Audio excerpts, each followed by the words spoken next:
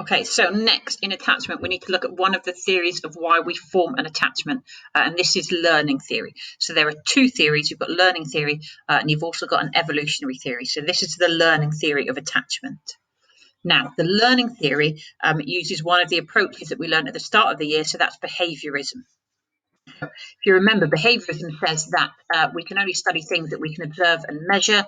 Behaviorism is quite a controlled approach. It looks at lab studies, it looks at causation, and also remember, behaviorists believe that all species learn in the same way, so that animals and humans will learn in the same way and using the same processes. Two aspects of behaviorism that we've already looked at this year that apply to learning theory are classical conditioning and operant conditioning. So if you remember, classical conditioning is learning through association, and operant conditioning is learning through rewards and punishment. Now, the diagram is of Skinner's box, which you might remember. So we've got classical conditioning. So classical conditioning is where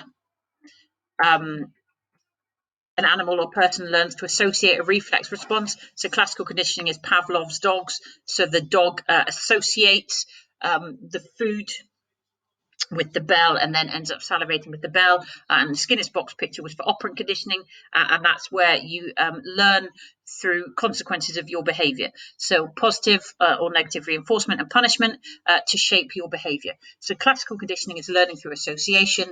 Operant conditioning is learning through rewards and punishment. So we need to take these concepts and we need to apply them to attachment and the learning theory of attachment. So make sure if you talk about classical conditioning and you talk about operant conditioning, you need to apply them to attachment. Don't get waylaid, don't go off on a tangent, just talking about the concepts and the animal studies that we learnt before. So in terms of learning theory, classical conditioning is about associating an unconditioned stimulus with a conditioned response, and operant conditioning is learning from the consequences of our actions. So in terms of attachment, it's to do with the mother, it's to do with food, and it's to do with the pleasure that is brought from being fed. So if you remember in classical conditioning, you can draw out the processes with the unconditioned stimulus, the unconditioned response, the conditioned response, and the conditioned stimulus. So if you think about the mother and pleasure and food, those three words can be put into this diagram to show how an infant learns an attachment. So what happens is you have food, which gives pleasure. If a baby's hungry, it gains pleasure from eating. The mother is associated with the food, and then eventually the mother becomes the stimulus that provides the pleasure. But that is because the mother has been associated with the food. So classical conditioning says that an attachment is formed because the mother is associated with the pleasure due to being fed.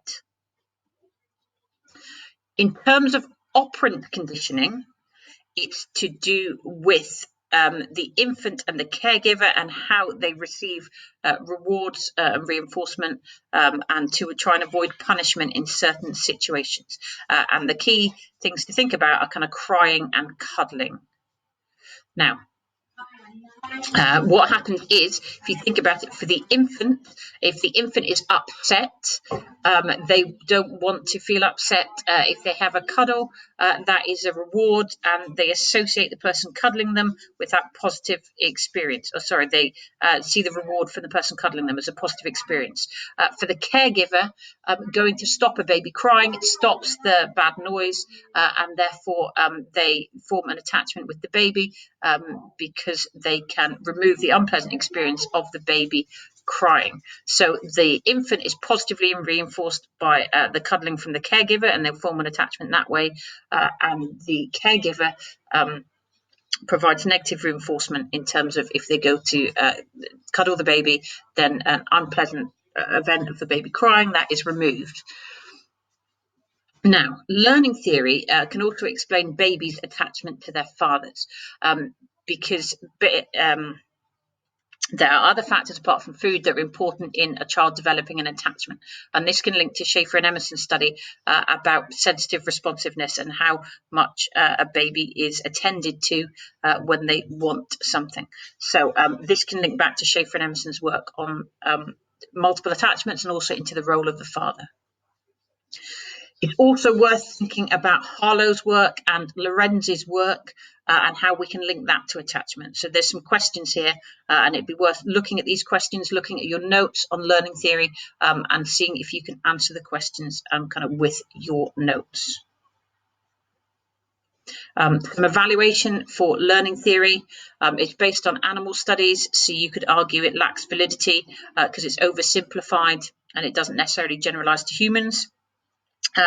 You can talk about the limitation that attachment is not always based on food. That's the idea from classical conditioning in learning theory.